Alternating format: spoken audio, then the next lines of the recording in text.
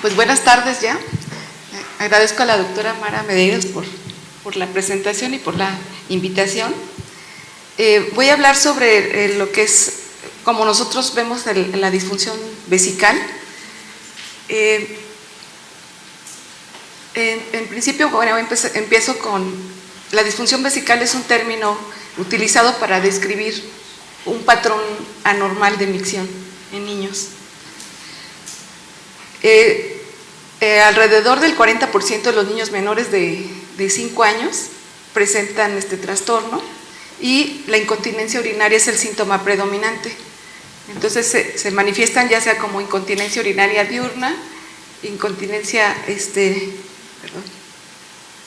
diurna, incontinencia al hacer esfuerzo, reír, incontinencia de urgencia, incontinencia nocturna.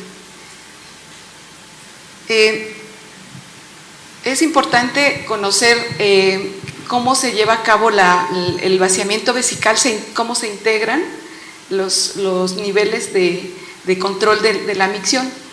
Tenemos el primer nivel, pues es a nivel espinal, el primer arco,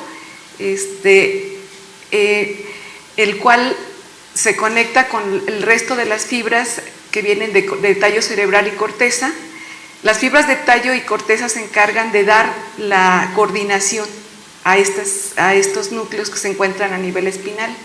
Entonces, al nacimiento, todos los niños presentan disfunción de vaciamiento porque aunque están todas las fibras conectadas, funcionalmente el control se encuentra a nivel espinal. Entonces, al nacer todos los niños tienen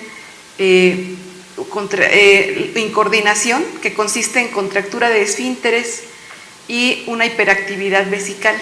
Entonces quiere decir que al momento de vaciar, en lugar de relajar esfínteres, se mantienen contraídos. Entonces la maduración se va dando en los primeros 2 años de vida y después de ese tiempo, pues ya antes de ese tiempo podemos considerar normal. Aún así, a esta edad, al nacer, no debe haber pues problemas de infección urinaria, por ejemplo, o alguna alteración de incontinencia.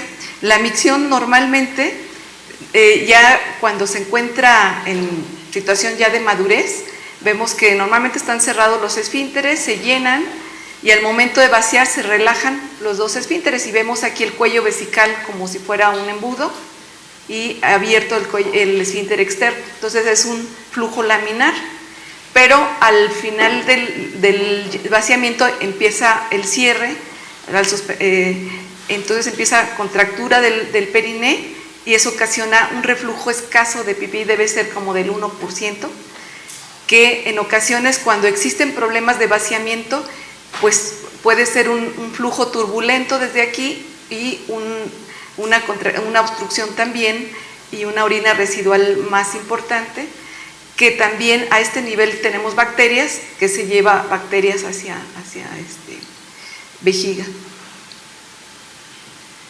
Entonces, como les mencionaba, el control de micción se da, normalmente le damos rango hasta los 4 años de madurez de la función de llenado.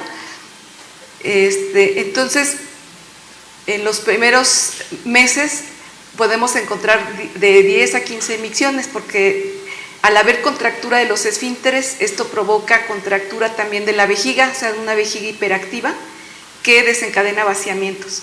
Conforme el esfínter va disminuyendo sus presiones, va relajando la vejiga y entonces disminuye la frecuencia de micciones. Todo esto, pues, como les decía, es por aumento de la actividad del esfínter externo y nosotros consideramos que entre 5 y 12 años todavía algunos niños pueden llegar a controlar su micción. Muchas veces lo hacen ya después de esta edad, no tanto porque ya siguieron madurando sus esfínteres, sino también lo hacen porque hay un crecimiento de la vejiga por el aumento de tamaño. Entonces, eso enmascara ciertos síntomas que los van viendo posteriormente como adultos. Entonces, repitiendo nuevamente, la evolución natural cuando existe una vía neural alta es aumento de capacidad funcional, maduración en la coordinación del esfínter y se logra un control. Que también existen conductas de aprendizaje para este control, relajando el esfínter externo con micción con horario, por ejemplo, o sea, activando la parte voluntaria del esfínter. El conocimiento del trastorno de disfunción miccional pues ha cambiado a través del tiempo. Inicialmente el urólogo mencionaba como que existía una estenosis anatómica a nivel en los pacientes con disfunción, a nivel del meato urinario externo. Entonces él le llamaba anillo de Lyon. Posteriormente Hinman describe un tipo de vejiga que es como un comportamiento de neurogénico, y sin embargo no hay ningún estudio que lo pueda demostrar que exista alguna alteración, o sea, con estudios neurológicos no se puede demostrar. Entonces se llama vejiga neurogénica no neurogénica. Y finalmente Terry Allen y su grupo menciona o se observa que muchos de los pacientes se van mejorando a través del tiempo. Entonces dice, pues los niños que traen trastorno miccional en algún momento se van a curar. Eso no es cierto. Sin embargo, así se ha quedado el término como de manera generalizada, así lo hemos entendido todos, que a lo largo de los 15 años se va a normalizar. Y ahorita lo vamos a ver que no sucede así. Finalmente, después de los 80 empieza a haber el manejo con urofármacos, se empieza a utilizar la oxibutinina y posteriormente usamos alfa bloqueadores para tratar de darle coordinación a la vejiga con medicamentos, de manera química. Entonces, inicialmente se habló por muchos años que los problemas de disfunción vesical eran por la conducta, porque el paciente lo provocaba. Sin embargo, pues ya en las últimas 3 décadas hemos visto que esto no es así, que es algo más complejo, y entre otras cosas es producto de un trastorno del mecanismo de la micción.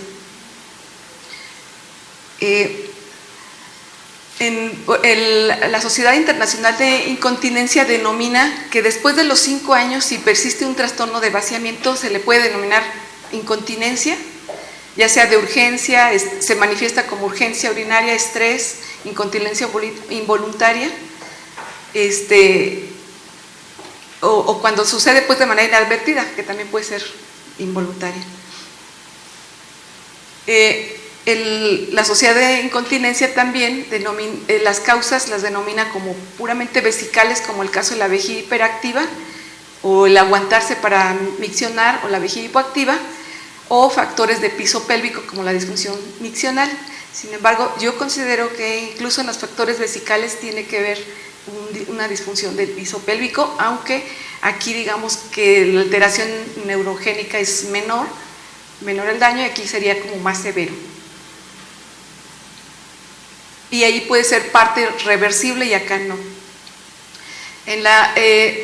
En los casos de cuando nos encontramos con enuresis o incontinencia urinaria nocturna, es importante determinar si en realidad es una incontinencia urinaria o que está orinando el niño de más. Entonces, lo primero es saber cómo medir la capacidad vesical, y entonces puede ser así: en edad más 2 por 30, que es aquí ya en mililitros, o edad más 1 por 30 también. Entonces, son las fórmulas que se utilizan cuando la capacidad es menor de 60% de este esperado. Entonces hablamos de una capacidad baja, y cuando existe un volumen urinario en las noches mayor a 130% de la capacidad vesical, estamos hablando entonces de una poliuria.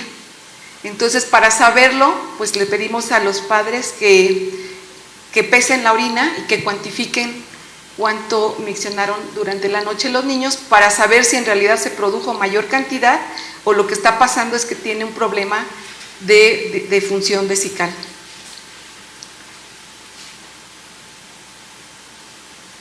Es importante, entonces, este estudio es importante porque son estudios a largo plazo en los cuales estudiaron pacientes con problemas de incontinencia urinaria y los siguieron a lo largo de su vida, y entonces ven que estos pacientes tienen, por ejemplo, de 1 a 3 veces que se mojan en el día, en la semana.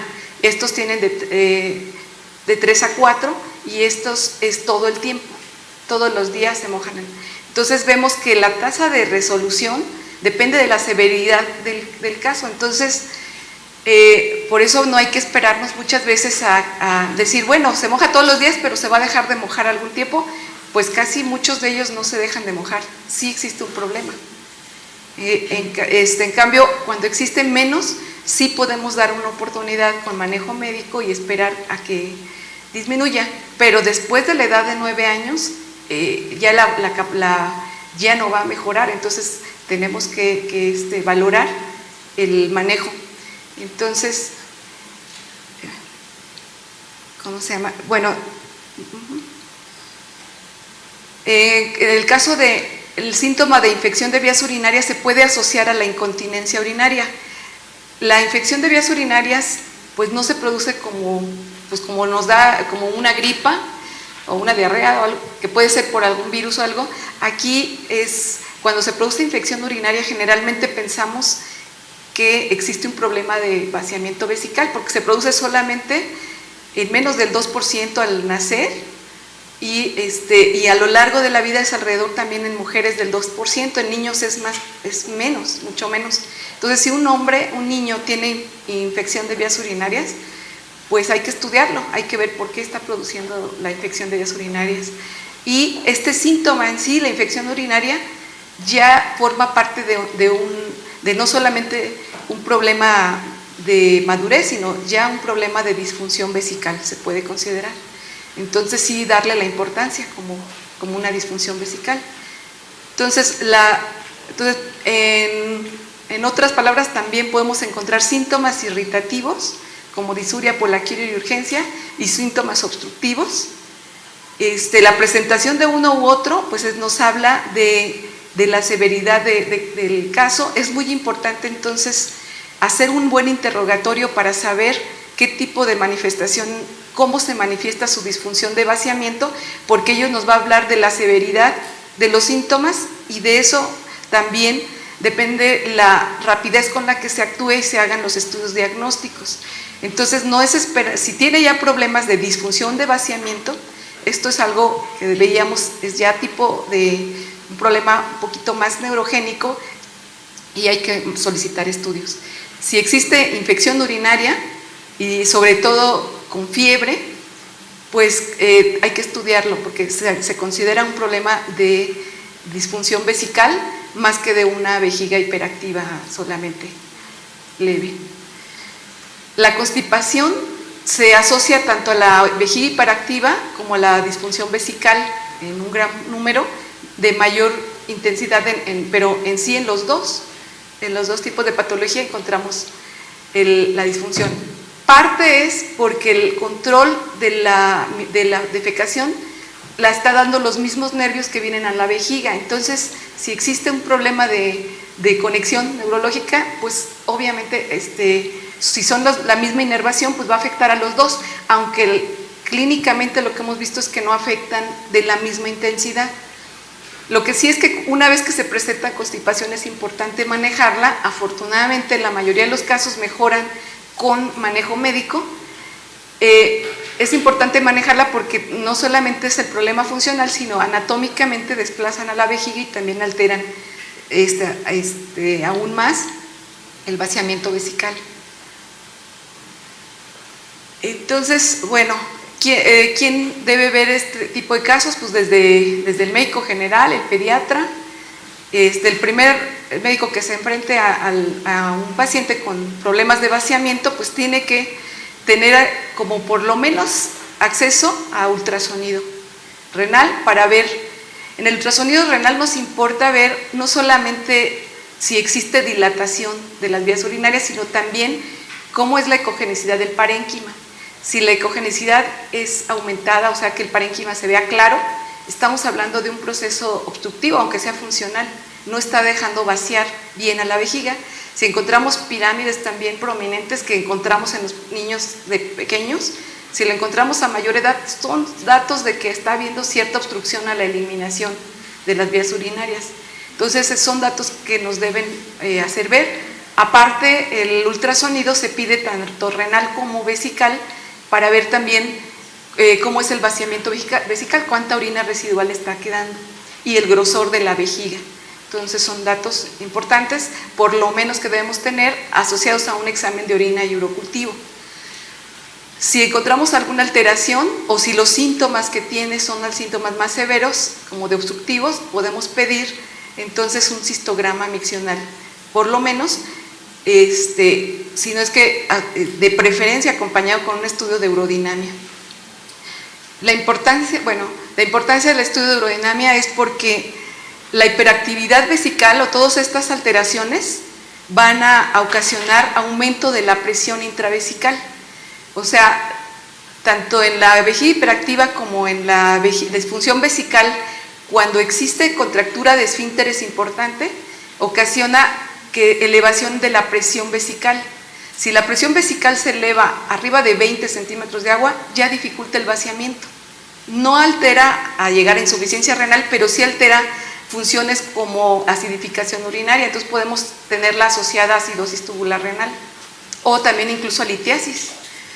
Entonces, ¿cómo se llama? Si aumenta a 40 centímetros de agua, estamos hablando de una obstrucción a la salida de vías urinarias. Es como si tuviera dos cálculos, uno de cada lado del uréter. Entonces, tenemos el riesgo de daño renal. Entonces, muchas veces los niños con problemas de vejiga hiperactiva tienen insuficiencia, llegan a insuficiencia renal y nunca nos damos cuenta. A mí me ha tocado ver a algunos pacientes con trasplante renal que al hacerles una evaluación de su historia tienen una historia de enuresis, y al hacerles la valoración urodinámica encontramos una vejiga hiperactiva, y eso también ocasiona rechazo al riñón trasplantado, porque mientras no se maneje eso va a causar problemas de vaciamiento.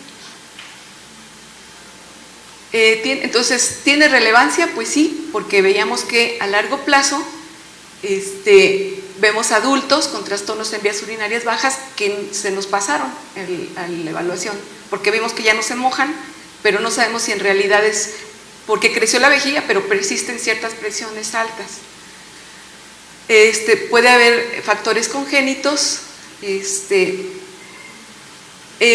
pues vemos que la incontinencia urinaria, pues vemos, el evaluar el flujo urinario nos da una idea si se trata de una incontinencia por disfunción vesical o una incontinencia por hiperactividad vesical. Entonces, que pueden ser dos cosas, como más leve o más severo, ¿no?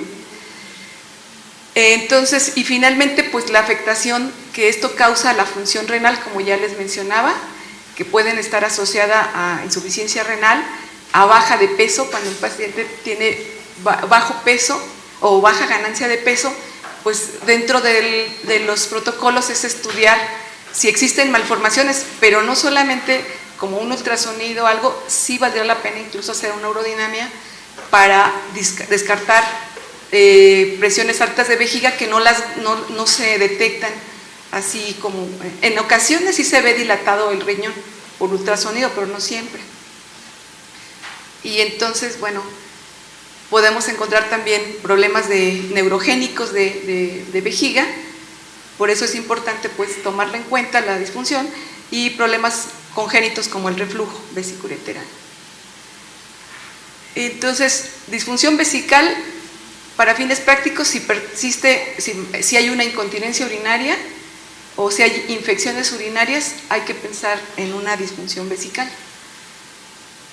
Entonces, también están asociadas a problemas de colágena como disrafia espinal y hiperlaxitud de alteraciones. Entonces puede haber también un trastorno de colágena ahí que nos está dando como consecuencia una estenosis anatómica en vías urinarias a nivel de esfínteres. Entonces,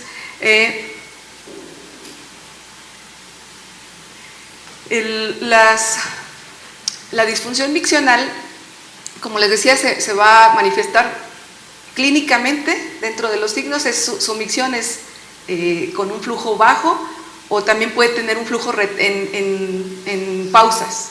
O sea, micciona, suspende y vuelve a miccionar. Entonces todo esto habla de un problema pues mayor, y pues la constipación que está asociada, como ya había mencionado. Entonces aquí nada más la hiperactividad vesical se asocia entonces a, como veíamos que parte es un problema fisiológico, pues el manejo muchas veces también es conservador con medidas generales, pero tenemos que descartar que no haya riesgo de daño a vías urinarias superiores. Cuando existe obstrucción, sobre todo en los hombres, es más riesgo de que exista obstrucción, hasta de un 83%. Entonces hay que dar incluso medicamentos como uroterapia. Incluso aquí en la literatura se menciona el Botox. Yo utilizo más bien la cistoscopía y esfínterotomía para relajar esfínter. Y en ocasiones utilizo el Botox como adicional. En los casos de las niñas, vemos la vejiga hiperactiva, pues se menciona, hay un flujo urinario alto, presentan urgencia urinaria, incontinencia de urgencia.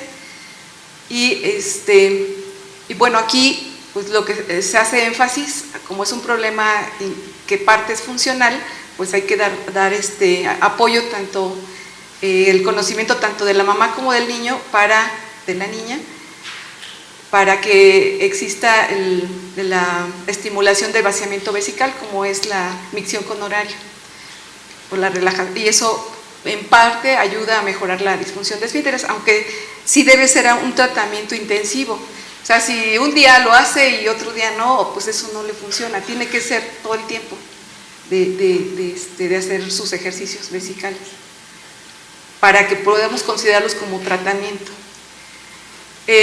Bueno, el abordaje en el caso de cuando existe infección de vías urinarias, vemos que si no existe alguna alteración por ultrasonido, entonces lo que hacemos es darle, y es la primera infección urinaria, sobre todo en niños mayores de 3 años. En niños menores de 3 años sí hay que hacer por lo menos ultrasonido renal y vesical. Damos tratamiento y damos vigilancia con examen de orina y urocultivo. Si sí vemos que existe alteración de vías urinarias, pues entonces vamos a investigar qué tipo de malformación tiene y dar un tratamiento específico y profilaxis antimicrobiana.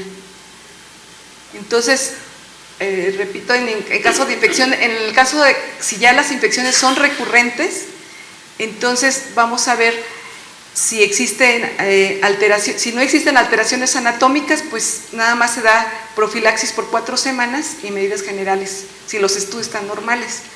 Pero si hay alteración funcional o anatómica, que haya orina residual aumentada, o sea, tanto datos fisiológicos como anatómicos, pues hay que estudiar y hacer otros estudios como cistograma, ultrasonido, gammagrafía y estudio de urodinamia. Entonces, normalmente lo ideal es hacer la videourodinamia, el cistograma y urodinamia al mismo tiempo, porque dado que se trata de un estudio invasivo y muchas veces pues es difícil que lo acepte el familiar o que lo acepte incluso nosotros como médicos muchas veces no los pedimos porque sabemos que es invasivo. Sin embargo, valorando el riesgo-beneficio, yo creo que debemos hacerlo con mayor frecuencia.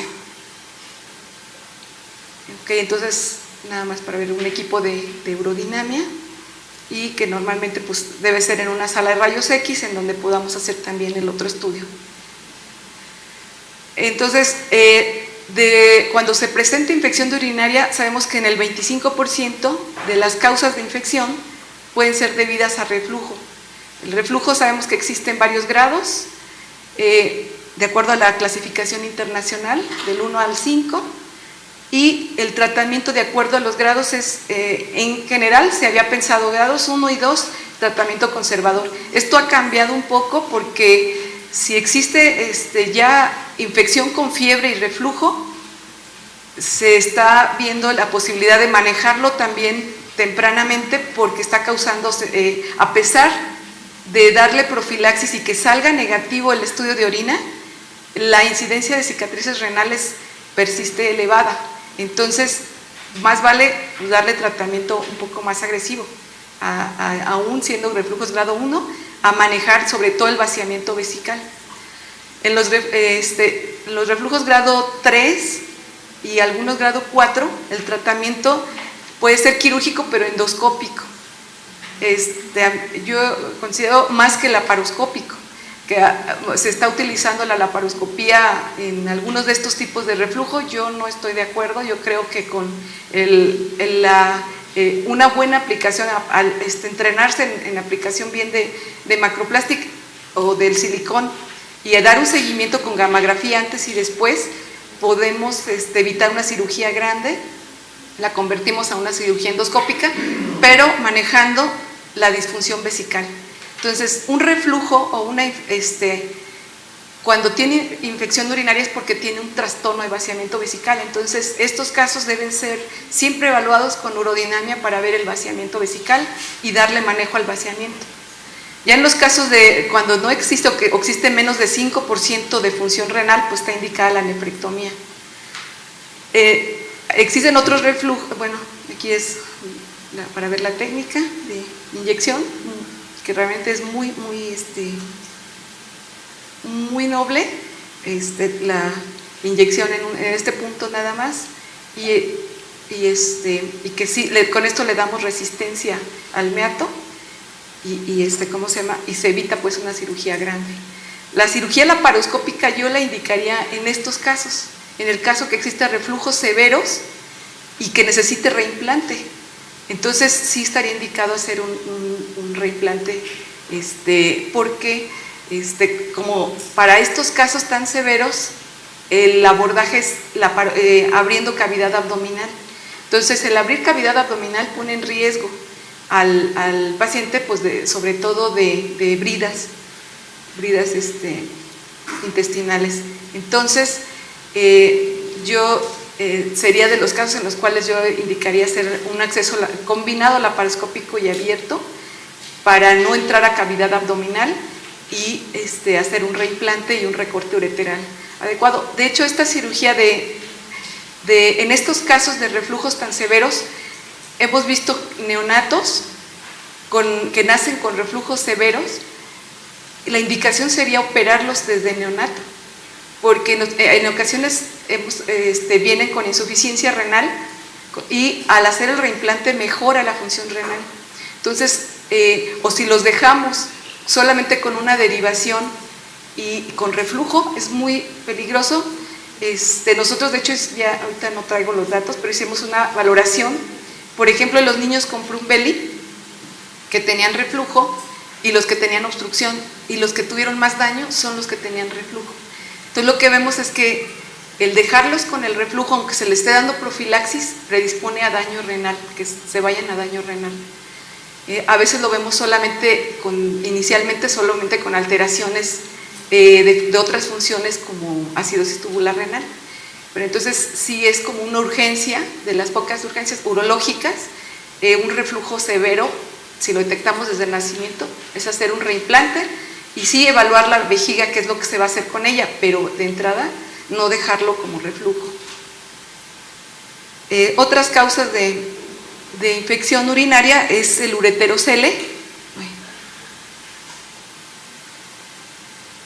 Es el ureterocele, que es un quiste y duplicación de los ureteros. Se produce más frecuentemente en niñas y en estos yo lo que he visto es que estos no causan tanta disfunción de vaciamiento vesical, resolviéndoles el problema de la obstrucción que tienen es por el ureterocele. Una vez que se corrige, muchos de ellos, sin embargo, necesitan de cualquier manera su estudio hidrodinámico. Muchos de ellos no van a requerir manejo al vaciamiento vesical. Entonces, el esfínter urinario, para que haya continencia, tenemos dos porciones. Una parte es la parte interna, que es cuello vesical, y otra el esfínter. Para que haya incontinencia es lastimar todo el esfínter. Pero normalmente en los pacientes con disfunción vesical el problema es aquí, el problema más importante es aquí. Entonces se hace una relajación leve aquí, y otra es en cuello vesical, que se puede hacer relajaciones leves del lado opuesto a donde está el esfínter. El esfínter está arriba, pero al hacer relajaciones aquí nos da un vaciamiento, nos mejora el vaciamiento vesical.